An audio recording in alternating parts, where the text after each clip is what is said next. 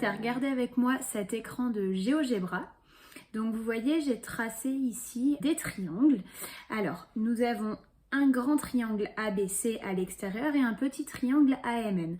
Alors je l'ai tracé de sorte que le point M puisse coulisser sur la droite AB et de sorte que BC et MN restent parallèles quoi qu'il arrive. Comme vous pouvez le constater, elles sont bien parallèles. Alors j'ai deux triangles ici, AMN et ABC, qui clairement sont de taille proportionnelle. Ça se voit à l'œil nu. Alors attention en géométrie avec le ça se voit, on n'est pas en train de démontrer, je suis juste en train de vous expliquer le principe, donc je me permets de dire ça se voit. Évidemment, vous m'écrivez pas ça dans une copie. Alors, si les deux triangles sont proportionnels, ça veut dire que je vais pouvoir remplir mon tableau de proportionnalité. Et en fait, on va vérifier ensemble si c'est bien proportionnel. Parce que ça se voit, oui, mais on n'est pas à l'abri. Donc, on va y aller. On est bien d'accord que les côtés bleus des deux triangles sont proportionnels l'un avec l'autre. Les côtés rouges sont proportionnels et les côtés noirs. Donc, je vais juste mettre le triangle de l'autre côté pour qu'on le voit bien. Je remets les noms avec les segments, voilà, pour qu'on y voit un peu plus clair. Donc, dans le triangle ABC, le côté bleu, c'est AB, qui s'appelle petit l. Et dans le triangle AMN, au-dessus, le côté bleu, c'est la longueur K. Je ne sais pas pourquoi c'est en rouge et en noir, j'ai pas réussi à changer les couleurs ici, je suis désolée. Les côtés rouges, dans le grand triangle ABC, le côté rouge s'appelle N et dans l'autre, il s'appelle M. Et enfin en noir, on a H pour le grand et J pour le petit. Donc H pour le grand et J pour le petit. Voilà mon tableau qui est un tableau de proportionnalité, du moins j'espère, on va le vérifier. Et si je bouge les points, vous remarquez que les valeurs s'adaptent par elles-mêmes, d'accord? Peu importe ce que je bouge, les valeurs s'adaptent. Pour vérifier si notre tableau est bien un tableau de proportionnalité, on va diviser la ligne du bas par celle du haut, et ça dans chaque colonne. Et si on obtient partout le même résultat, c'est le coefficient de proportionnalité. Donc ici, on voit que dans cette situation, on a 0,56 partout. Si je bouge un peu, ça change la valeur, mais ce qui est très intéressant, c'est que les rapports restent égaux. Autrement dit, dans cette configuration spécifique, le rapport pour passer du triangle ABC au triangle AMN, il est de 0,5. Autrement dit, il faut prendre la moitié de chaque longueur du grand triangle pour arriver sur celle du petit triangle. Et le théorème de Thalès va nous permettre d'utiliser ces égalités de coefficients de proportionnalité sans avoir besoin de prouver à chaque fois qu'on est bien dans de la proportionnalité, etc. Donc on va gagner en qualité de rédaction et surtout en temps, parce que de prouver que c'est proportionnel, d'écrire le tableau à chaque fois, etc., c'est très très long.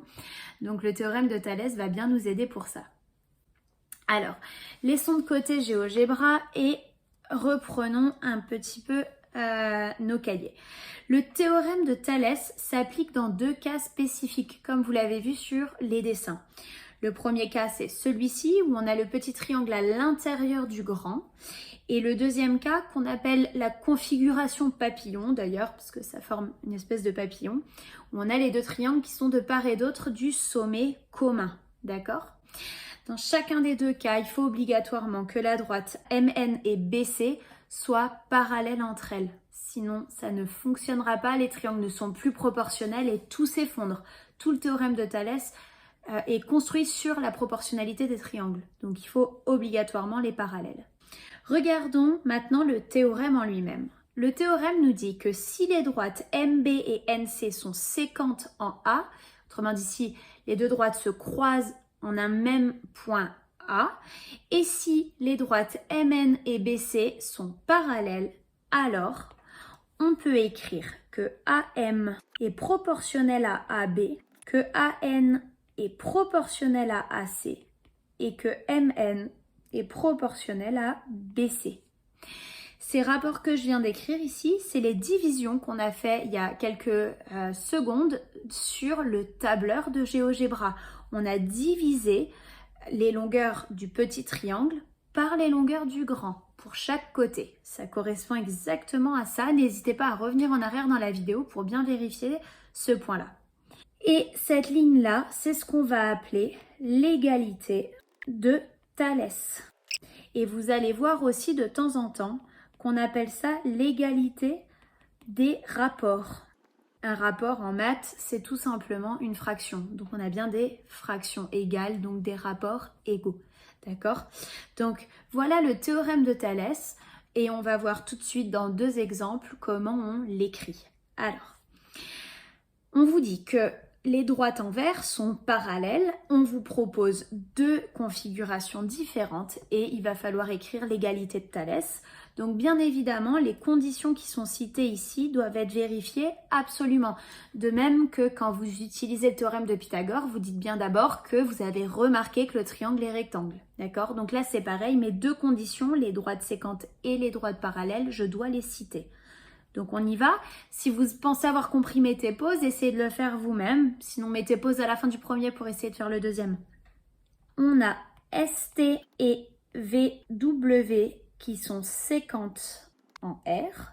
On a que la droite TW est parallèle à la droite SV.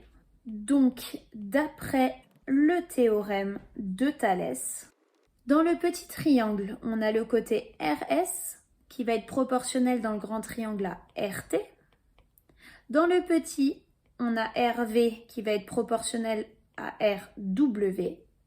Et enfin, on a SV qui va être proportionnel à TW. Alors attention, toutes les longueurs qui entrent en jeu ici, c'est des longueurs de triangle. Autrement dit, TS, qui n'est pas un côté d'un triangle, n'a rien à faire dans l'égalité ici. D'accord ?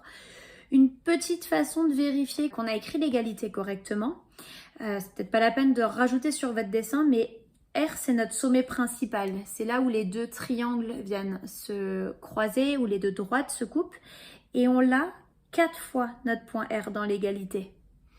Si j'enlève le point R en haut, il me reste SV, que je lis ici. Et en bas, il me reste TW, que je viens lire ici.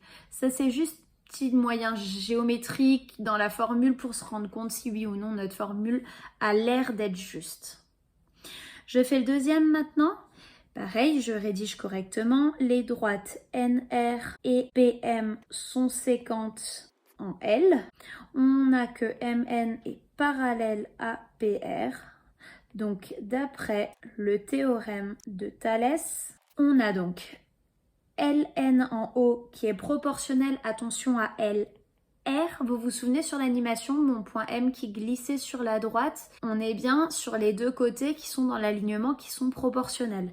Donc LN sur LR. De l'autre côté, on a LM avec LP. Et enfin, NM avec PR. Voilà pour écrire l'égalité de Thalès. Bon courage!